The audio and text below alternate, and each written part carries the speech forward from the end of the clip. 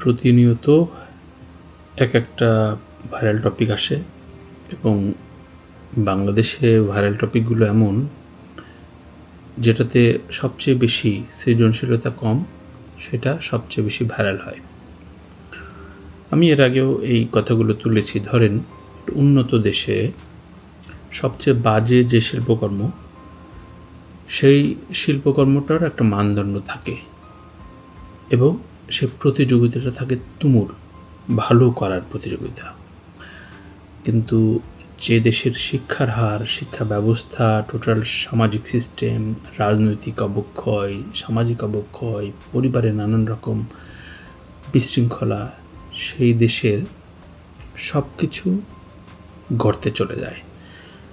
সেই দেশে আজে বাজে সুরে গান গালে সেটা নিয়ে আলোচনা হয় বেশি। সেই দেশে ডাবল মিনিং নাটক বানালে সেটার ভিউ হয় বেশি, অশ্লীলতা ছড়ালে সেটা ভিউ হয় বেশি, ইত্যাদি নানান কিছু। এত কিছু কথা বলছি রামিসার এই ধর্ষণের ঘটনা শোনার পর না। কারণ রামিসা ঘটনাটা ওর বাবা যেমন বলেছে যে আমি বিচার চাই না, কারণ এটা 15 দিন টিকবে, তারপরে আরেকটা নতুন আলোচনা আসবে, সবাই ভুলে যাবে। এর চাইতে তো বাস্তবতা, লজ্জা, একটা রাষ্ট্রের লজ্জা কিছু তো হতে পারে না। এখন দেখবেন যে আমরা প্রত্যেকে, আমি কয়েকদিন আগে আমাদের উইকলি স্ক্রিনে এই কথাটা তুলেছি যে প্রত্যেকে আমরা একটা রাজনৈতিক ঈশ্বর মনে বাস করি, মগজে রাখি। আমাদের বাবা মাকে তুলোধুনো করলেও আমরা অনেক ক্ষেত্রে চুপচাপ থাকি, সন্তান, পরিবার ইত্যাদি, সমাজ এসব খেয়াল করি না। কিন্তু রাজনৈতিক বাবা মা যে থাকে, রাজনৈতিক বাবা মা, রাজনৈতিক যে ঈশ্বরদের, দেব দেবীকে আমরা তুল্যমূল্য করি, বাংলাদেশে তো এরকমই হয়। প্রত্যেকটা দলের কথা বলছি। সেই বাবা মাদের কথা যদি আমি ভাবি, তাহলে দেখবেন যে প্রত্যেক ক্ষেত্রে আমরা একেবারে এত অবক্ষয়ের ভিতর দিয়ে গিয়েছি, সে অবক্ষয়ের কোনো তুলনা নাই। এই কথাগুলো এই জন্য তুলছি যে আমাদের মগজটা শুধু বিকৃতই না, ম্যানিপুলেটেড। অর্থাৎ আমরা সমাজটা এমনভাবে গড়েছি বাংলাদেশে যে খারাপকে আমরা ঠিকঠাক খারাপ হিসেবে তুলে ধরতে পারিনি, মানে বলতে চাইনি।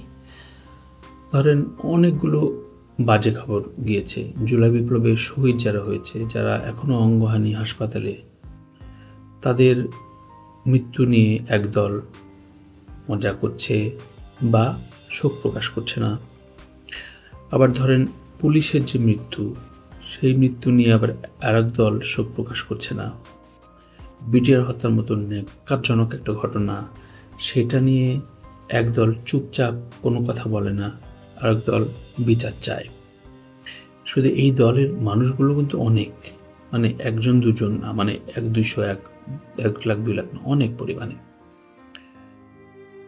তেমনি কারিনার মৃত্যু গেল, একদল হাসলো, আলহামদুলিল্লাহ বললো, আর একদল নানান রকম কথা বললো। অর্থাৎ এই দেশে যদি ইবলিশও আসে, আমি এর আগে বেশ কয়েকটা লেখা লিখছি, এই কথাটা বলি যে বাংলাদেশে যদি ইবলিশও ল্যান্ড করে, তাহলে দেখবেন যে ইবলিশের 2 ভাগ হয়ে গেছে। মানে কেউ বলছে যে এটা খুবই সমাজের জন্য তার খুব প্রয়োজন, আবার কেউ বলছে এর চেয়ে খারাপ কিছু হতে পারে না। অর্থাৎ আমরা খারাপকে ঠিকঠাক মতো অ্যাড্রেস করতে শিখি নাই। ঠিক এই কারণে রাজনীতির ফায়দা নাই যেখানে, সেখানে কোনো কিছু হয় নাই। সেখানে আসিয়া গেল, কবে আপনি কিন্তু ভুলে গেছেন। এর মধ্যে আসিয়া নিয়ে দেখবেন যে আপনার আমার কমপক্ষে 4-5টা লেখা আছে।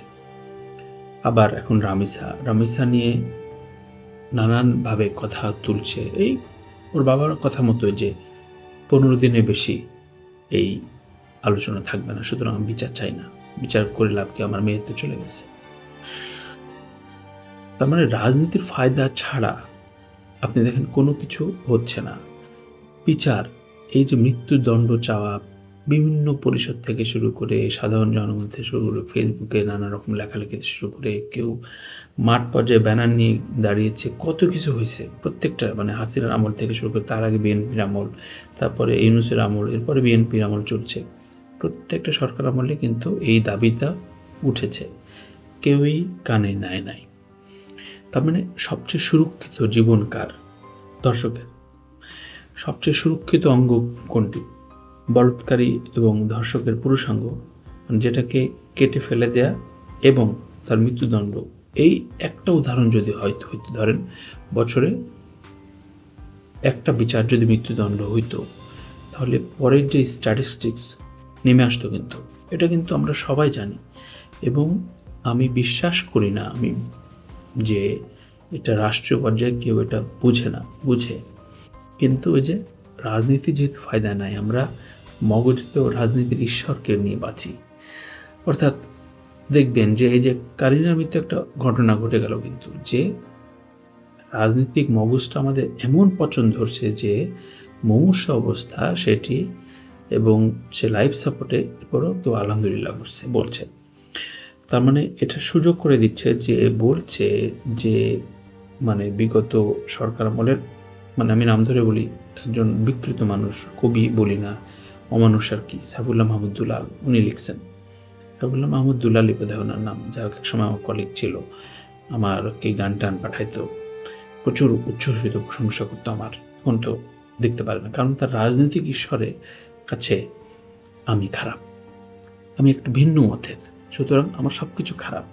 সুতরাং একটা মানুষের মৃত্যু নিয়ে হাসাহাসি করা যাবে।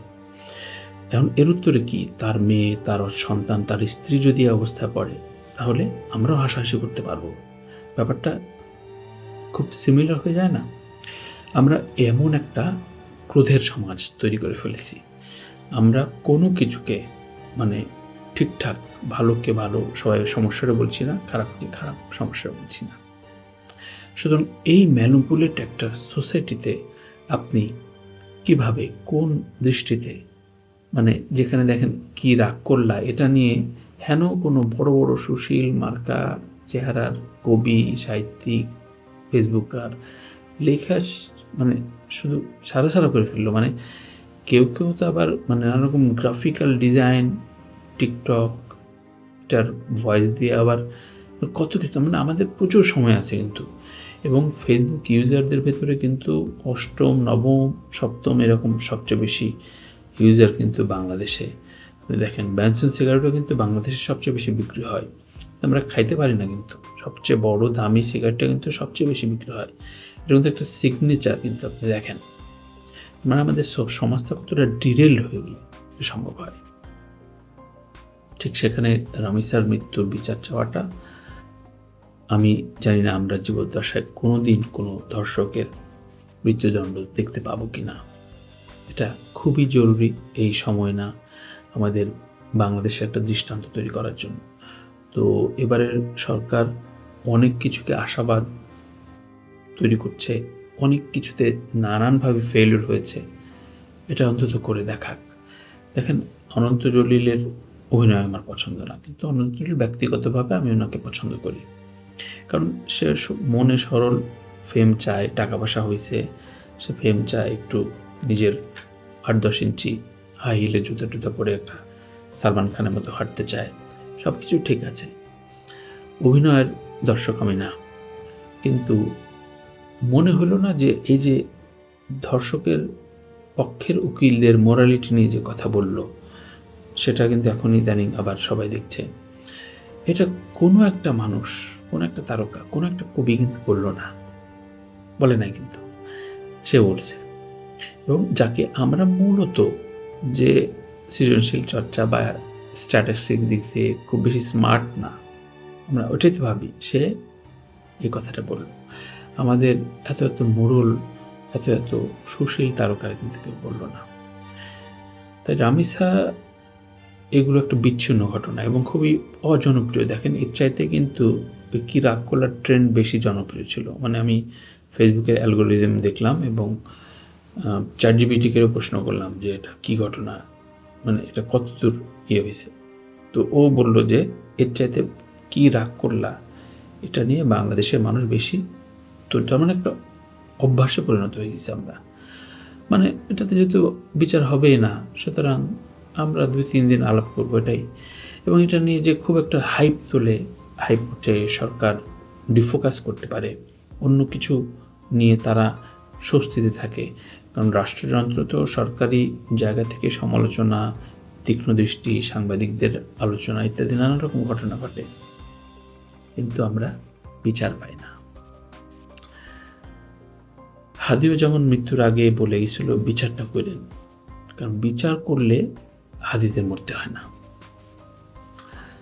এখন এটা মানতেই হবে যে আসলে বাংলাদেশে সবচেয়ে সুরক্ষিত জিনিস হচ্ছে দর্শক কিংবা বলৎকারীদের পুরুষাঙ্গ। ওই জিনিসটা সবচেয়ে দামি, ওদের জিনিসটা, ওদের জীবনটাই সবচেয়ে বেশি সুরক্ষার জন্য আমরা বাঁচি। এছাড়া আসলে কিছু বলার নেই। মানে দেখেন, ওই যে কী রাগ করলা, এটা নিয়ে মনে হলো যে আমি ছাড়া সবাই বলছে, সবাই ভিডিও বানাইছে, সবাই লিখছে। তো আমরা এত বাজে বাজে স্খলনের দিক দিয়ে পৌঁছে যাচ্ছি। কোনো বিনোদন নাই শহরে গ্রামে, বই চর্চা নাই, বই পড়ার চর্চা নাই, সিনেমা হল নাই, একটা ভালো পার্ক নাই, গান বাজনার সৃজনশীল চর্চাটা নাই। দেখবেন আপনি রুরাল এরিয়াতে যান বাংলাদেশে, ভয়ঙ্কর অবস্থা। ওরা শুধুমাত্র যে রাজনৈতিক ঈশ্বরকে নিয়ে, এই আমি ওই দলের, আমার আপা চলে আসবে, আর একজন বলতে না তোর আপা জীবনে আসতে পারবে না, এগুলো চলতেছে। এক সার্কাস ভাই, এই সার্কাসের মধ্যে একজন ধর্ষিত হওয়া কন্যা, আমার শিশু, ওর বাবা বলতেছে যে আমি বিচার চাই না, কারণ 15 দিন পর এটা ভুলে যাবে, 15 দিনের মধ্যে ভুলে যাবে। আর কি লাগে? হে প্রিয় দেশ, আমরা রাষ্ট্রযন্ত্র, টোটাল সিস্টেম, টোটাল প্রশাসন ওই বলৎকারী দর্শকদের পুরুষাঙ্গ রক্ষার জন্য, এটাই মেনে নিতে হবে। বললাম, বলে রাখলাম, নিজস্ব দায়, লাভ নাই, লাভ হয় না।